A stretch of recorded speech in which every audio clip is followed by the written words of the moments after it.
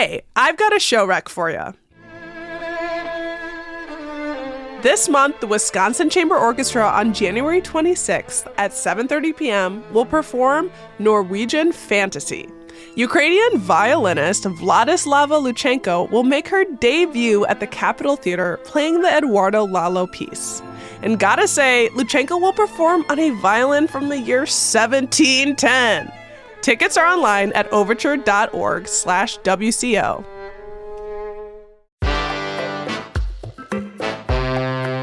Today on CityCast Madison. The 2024 Winter Youth Olympic Games are running now through the end of this month. And with great delight, the city of Madison is represented with feet on the ground in Pyeongchang, South Korea. Well, grounded at least for part of it. Estella is a 17-year-old Madison teen, and she's one of only 4 ski jumpers from the U.S. to compete in this winter's Youth Olympics. We sat down with Estella to hear about her ski game and what she expects from the competition. It's Wednesday, January 24th. I'm Bianca Martin, and here's what Madison's talking about.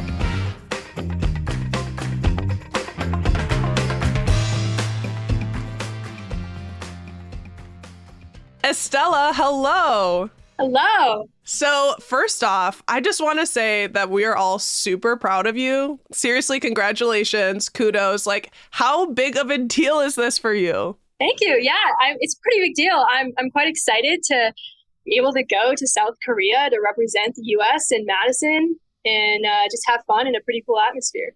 Yeah, I mean, it's just incredible. When I saw this story, I was like, oh my God, we have to talk to her. That's just so cool. You're repping us all, a Madisonian in South Korea. Yeah.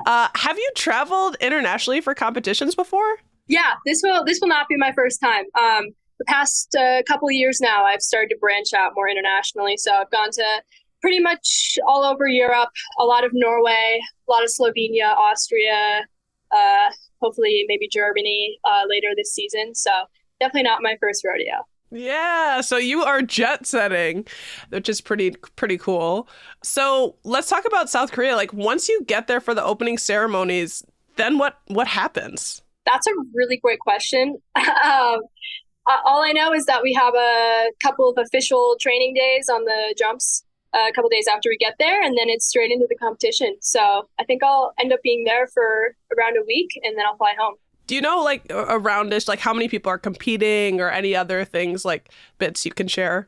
I'm pretty sure there's 40 athletes in total for the female competition, so 39 and then me. So, and then that cuts down to 30 athletes after our first round, and so if you don't make the cut, then you don't get a second jump. But if you do make the cut, then you get to be within the top 30. Yeah. Oh, my gosh. I have a whole bunch of, like, puns and things about you're in rarefied air. Oh, yes. You are a ski jumper. And I want to ask, these are the same hills the Olympians competed on in the 2018 Winter Olympic Games. Do these hills mean anything to you? Oh, for sure. There's already so much history behind them, and now we'll get to add to that. And I've heard that they're fun to jump to on top of it, so I'm excited to see what they're like. Yeah.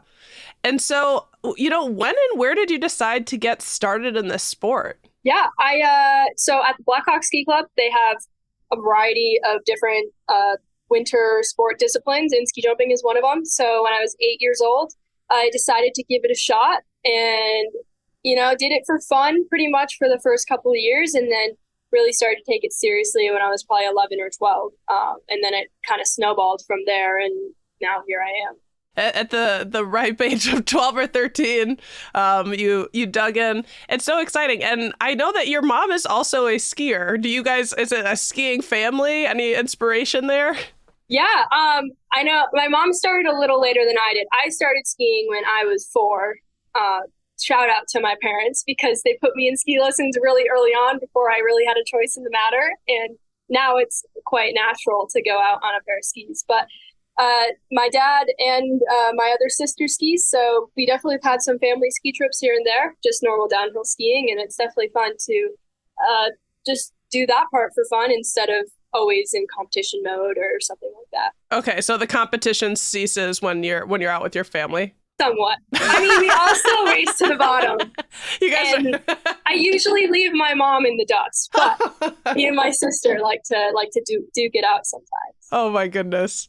I mean, so and you're talking about, thanking your parents for all the training and that sort of stuff that sets you up. Right now, I'm talking to you as we speak. You're in Steamboat Springs for training ahead of the races. What's your training look like? So we jump 2 to 3 times a week, depending on what the snow allows. And then I have physical training like strength, weightlifting, that type of thing around twice a week. And then on the other flip side of things, another 2 times a week, we have technical like imitation jumps and, more specific to ski jumping type of training so that we can build that type of muscle memory off the hill too. Yeah, I've never skied before, and it honestly terrifies me. Yeah, but I have to ask for a friend, like, you're flying in the air. What does that feel like? It is quite a difficult feeling to explain. I don't think I've ever been able to quite like explain it in the way that it feels, but the closest I can get is it's this like slightly surreal feeling where you're like completely supported by your own equipment and you're slightly at the mercy of the wind and whatever it decides to do to you. If the wind's good and you get lifted up, then it's extra fun. And if the wind decides to push you down, then it's a little less fun. But, it's this really cool balance between, being in complete control of your body, but then also not being in control. And that you really know is that you're going to come down at some point. And if it's on 2 feet or on your face, it can kind of depend. But I mean, at the end, it's always a super fun experience. And I always want to go right back up and take another.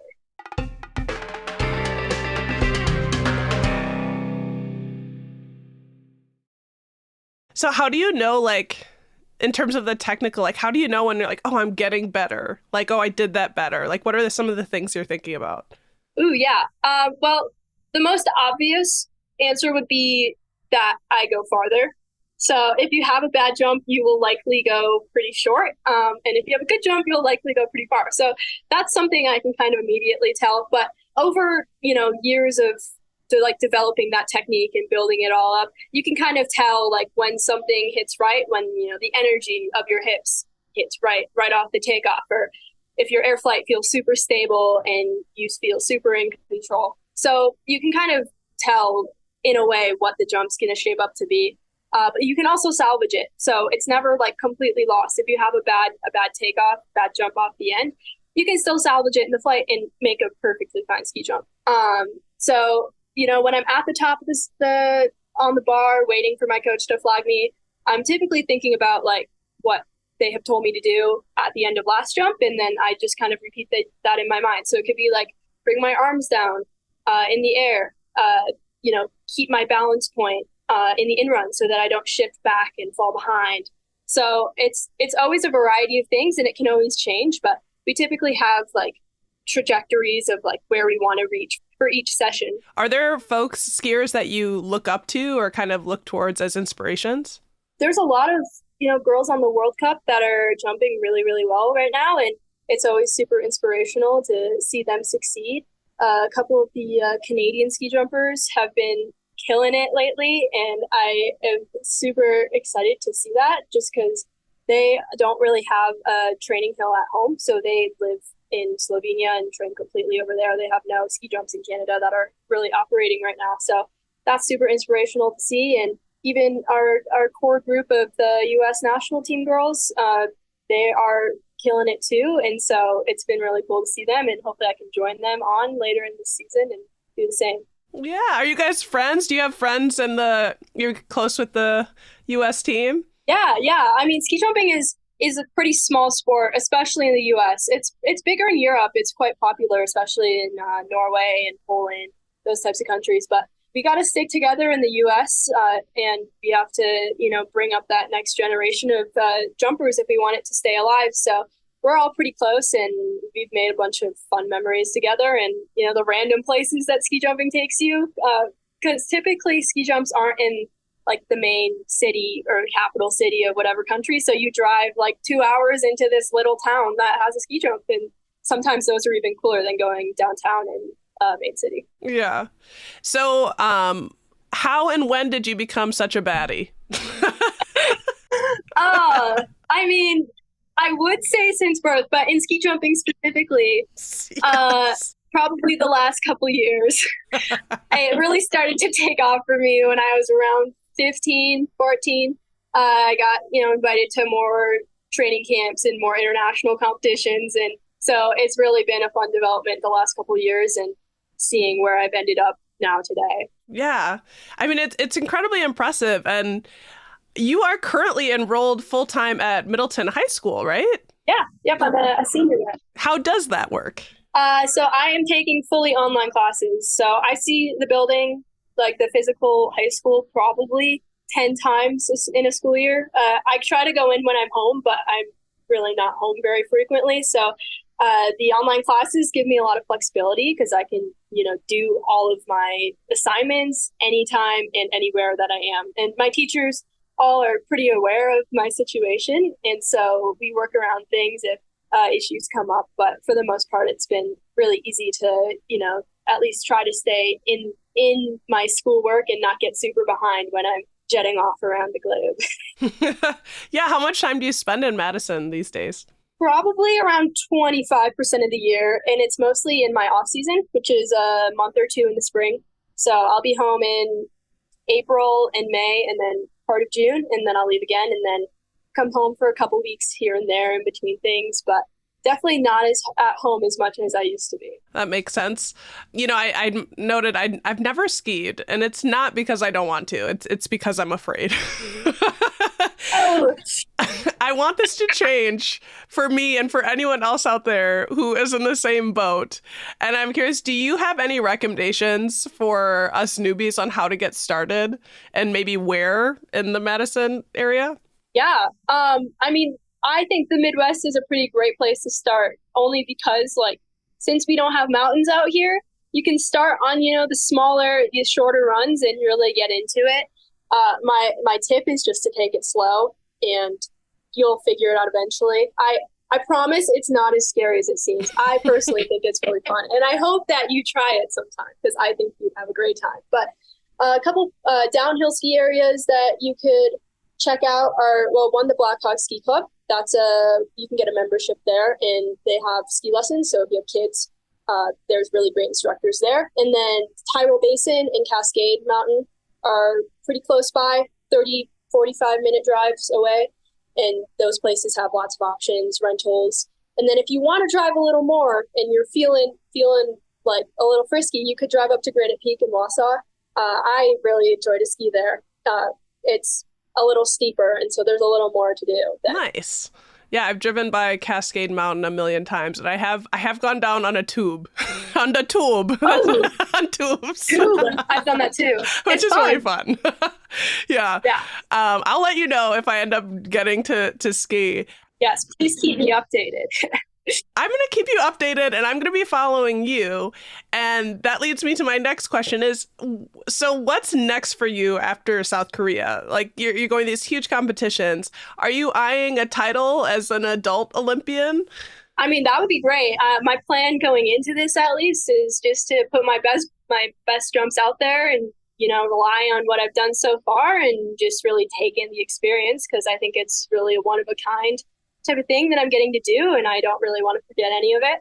So after Youth Olympics, I'll come home for a few days, and then I'll leave for Planica, Slovenia for Junior World Ski Championships. Busy season. Oh, yeah. Well, Estella, we are rooting for you. You take to those skies.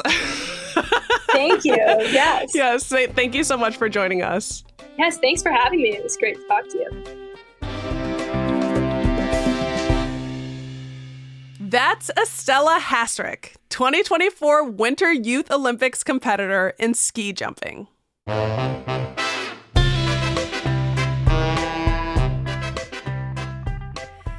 That's all for today here on CityCast Madison. I'm Bianca Martin. If you enjoyed the show, why not share this episode with The person in your life most likely to be an Olympian if they tried. We'll be back tomorrow morning with more stories from around the city. Until then,